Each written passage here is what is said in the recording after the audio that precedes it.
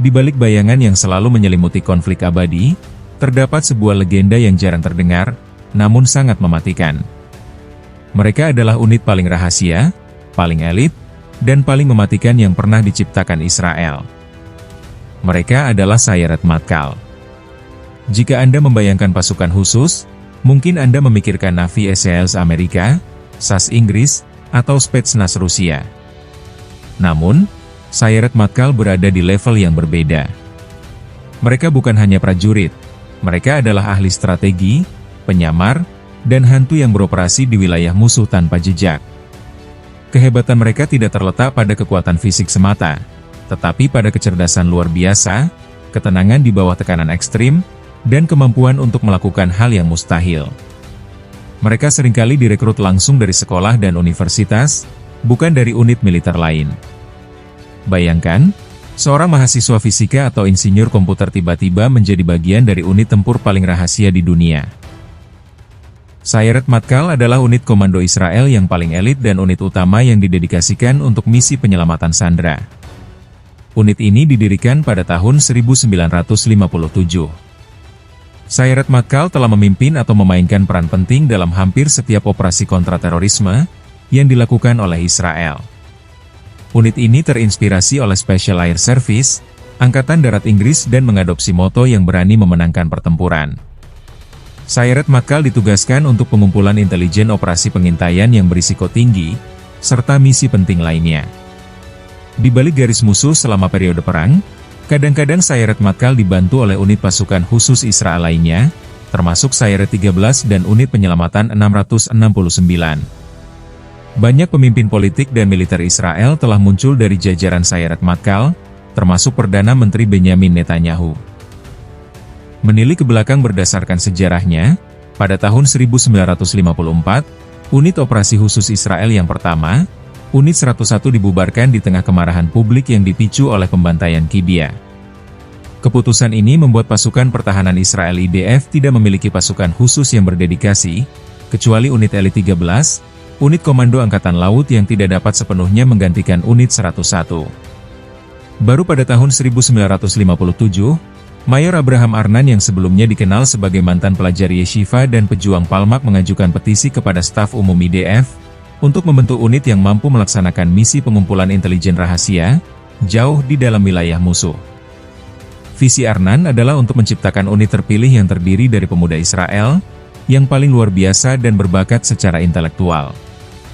Kandidat untuk unit ini dipilih dengan cermat untuk memastikan bahwa mereka adalah yang terbaik baik dari segi kemampuan fisik maupun intelektual. Unit ini awalnya merupakan bagian dari Aman 154, kemudian ditunjuk sebagai unit 54 Sayeret Matkal dan mulai beroperasi secara independen. Setahun kemudian di bawah pengawasan langsung staf umum, sebagai pasukan operasi khusus utama. Israel unit ini meniru model Angkatan Darat khususnya anggota SAS atau Special Air Service, dari layanan udara khusus. Anggota Matkal menjalani pelatihan oleh pelacak BN untuk mendapatkan pemahaman yang lebih dalam tentang musuh mereka. Unit ini dibentuk setahun setelah skuadron helikopter pertama Israel. Kolaborasi erat antara kedua unit ini memungkinkan Sayeret Matkal untuk melakukan serangan yang lebih lama dan lebih dalam ke wilayah Arab dibandingkan dengan pasukan lainnya. Konsep pendahulu Arnan untuk Sayeret Matkal yang awalnya dia perintahkan adalah untuk melaksanakan misi pengumpulan intelijen strategis dan operasi tingkat tinggi lainnya, yang menerima arahan secara eksklusif dari staf umum. Selain itu, Sayeret Matkal memainkan peran penting dalam mengevaluasi senjata dan doktrin yang dapat berdampak pada keseluruhan IDF dalam pengukuhan unit tersebut. Misi operasional pertama terjadi selama penugasan khusus di Lebanon pada bulan Mei 1962, yang membuka jalan bagi operasi kedua di Suriah 5 bulan. Lalu pada awal tahun 1960-an Sayeret Matkal melakukan berbagai operasi pengumpulan intelijen di Semenanjung Sinai, dengan yang terakhir terjadi hanya 4 bulan sebelum pecahnya Perang 6 Hari. Meskipun ada persiapan dan perencanaan ekstensif untuk misi mereka, situasi tetap berkembang dengan cepat. Sayeret Matkal tidak melakukan aksi apapun selama perang itu sendiri, tetapi sangat terlibat dalam perang atrisi yang terjadi setelah Perang 6 Hari tahun 1960, serta dalam menghadapi terorisme Arab, khususnya yang dilakukan oleh kelompok-kelompok seperti Organisasi Pembebasan Palestina. Sebelum kita lanjut misi paling menegangkan dari Sayeret Matkal. Sayeret Matkal mulai mengembangkan teknik kontraterorisme dan penyelamatan sandera yang pertama di dunia, adalah operasi isotop yang menandai dimulainya beberapa operasi tingkat tinggi, serta menjadikan unit ini sorotan.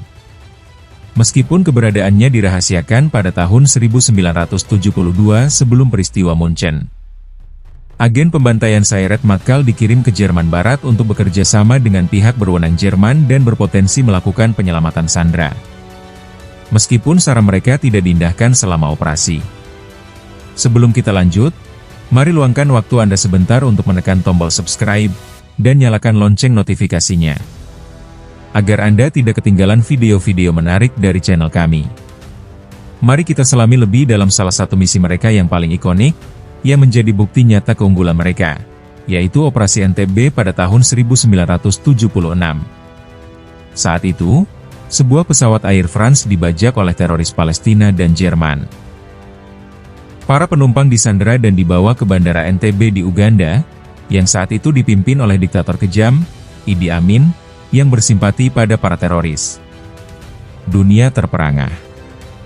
Negosiasi buntu, dan nyawa para sandera berada di ujung tanduk. Jarak dari Israel ke Entebbe lebih dari 4.000 km, melintasi wilayah musuh yang padat. Tidak ada yang pernah mencoba operasi penyelamatan di jarak sejauh itu. Ini adalah misi yang oleh banyak ahli militer dianggap bunuh diri. Namun, di dalam ruang operasi rahasia, Sayeret Matkal mulai merencanakan. Mereka menyusun rencana yang sangat berani, bahkan gila. Alih-alih serangan frontal, mereka memutuskan untuk menggunakan elemen kejutan total. Mereka akan menyamar sebagai patroli militer Idi Amin, menggunakan mobil Mercedes hitam yang mirip dengan mobil sang diktator untuk mendekati terminal bandara. Rencana itu begitu berisiko, namun juga brilian. Misi ini dipimpin oleh seorang komandan muda yang karismatik, yang kelak akan menjadi Perdana Menteri Israel, Benyamin Netanyahu. Di antara para prajurit yang bersiap adalah saudaranya sendiri, Yoni Netanyahu, yang merupakan komandan pasukan khusus ini.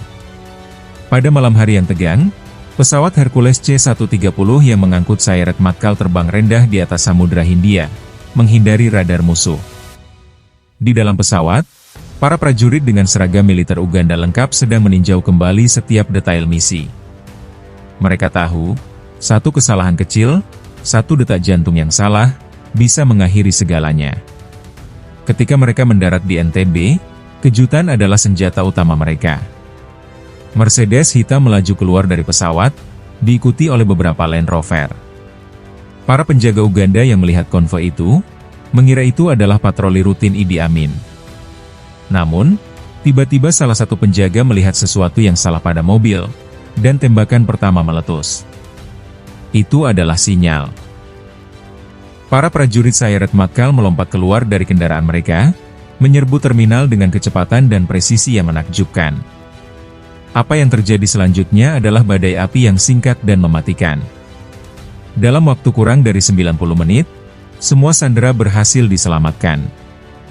Seluruh teroris dan puluhan tentara Uganda tewas. Keberhasilan Operasi Entebbe bukan hanya karena keberanian prajurit, tetapi karena perencanaan yang sangat teliti, intelijen yang akurat, dan kemampuan Sayeret Matkal untuk berpikir di luar kotak. Mereka membuktikan bahwa keunggulan operasional, dikombinasikan dengan kecerdasan, dapat mengatasi rintangan yang paling mustahil. Selama Operasi Protective AG pada bulan September 2023, IDF mengumumkan program percontohan baru, yang memungkinkan perempuan untuk bergabung dengan unit tersebut untuk pertama kalinya, yang akan dimulai pada bulan November 2024. Unit ini menjaga tingkat kerahasiaan yang ekstrim selama tahun-tahun. Awalnya dan keberadaannya tidak diakui secara resmi, hingga tahun 1980-an, banyak operasi dan kemampuannya masih dirahasiakan. Hingga hari ini, pemilihan pejuang Sayeret Matkal dan komandan merupakan proses eksklusif. Sayeret Matkal juga memiliki program pelatihannya sangat intens, dirancang untuk membentuk prajurit yang tidak hanya kuat secara fisik, tetapi juga cerdas dan tangguh secara mental. Pelatihan Sayeret Matkal adalah salah satu yang terberat di dunia. Itu semua mencakup 1. Seleksi awal atau Gibbush proses ini sangat terkenal karena intensitasnya. Calon prajurit menjalani serangkaian tes fisik, mental, dan psikologi selama beberapa hari tanpa istirahat. Mereka dipantau oleh para komandan Sayeret Matkal untuk melihat bagaimana mereka bereaksi di bawah tekanan ekstrim, apakah mereka bisa bekerja sama dalam tim, dan seberapa besar ketahanan mental mereka. 2 fase dasar, calon yang lolos Gibbush akan menjalani pelatihan dasar militer selama 4 bulan. Di sini, mereka mempelajari keterampilan tempur dasar seperti penggunaan senjata, navigasi, dan taktik yang sangat rumit. 3 pelatihan khusus, ini adalah inti dari program Sayeret Matkal. Selama pelatihan ini, para prajurit dilatih dalam berbagai bidang, termasuk navigasi dan orientasi, yaitu mereka dilatih untuk bergerak di wilayah musuh tanpa menggunakan GPS. Mereka harus bisa menguasai peta, kompas, dan navigasi bintang. Ada juga pelatihan khusus untuk perlindungan diri. Sayeret Matkal dikenal karena kemampuan mereka dalam penyamaran dan bersembunyi, sungguh sangat menakjubkan. Dalam pelatihan khusus ini juga, Sayeret Matkal dilatih dalam penggunaan senjata dan taktik. Mereka dilatih untuk menggunakan berbagai jenis senjata, termasuk yang digunakan oleh musuh. Mereka juga dilatih dalam taktik perang gerilya dan pertempuran jarak dekat. Yang tak kalah penting, pelatihan intelijen dan penyelamatan sandera. Mengapa pelatihan ini sangat penting? Jawabannya karena pelatihan ini digunakan Sayeret Matkal yang sering dikerahkan dalam operasi penyelamatan sandera di wilayah musuh yang sangat berbahaya. Itu semua harus didukung dengan pelatihan keterampilan fisik yang sangat melelahkan. Mereka menjalani latihan fisik yang sangat keras untuk membangun kekuatan, kecepatan, dan daya tahan. Latihan ini termasuk lari maraton, mendaki, dan berenang. Ada satu rahasia lagi yang harus Anda ketahui. Secara tradisional, Sayeret Matkal tidak merekrut perempuan. Unit ini, seperti banyak unit pasukan khusus lainnya, dianggap sebagai unit tempur garis depan yang mengharuskan prajuritnya untuk melakukan tugas-tugas yang sangat berat secara fisik. Namun, Israel Defense Forces, IDF, telah membuka banyak unit lain untuk perempuan, termasuk unit tempur. Saat ini, perempuan bisa bergabung dalam berbagai unit elit seperti Karakal, unit infanteri yaitu unit campuran antara laki-laki dan perempuan, Okets atau unit anjing pelacak, dan unit penyelamat. Pada tahun 2017, IDF secara resmi membuka unit tempur elit untuk perempuan, meskipun bukan Sayeret Matkal.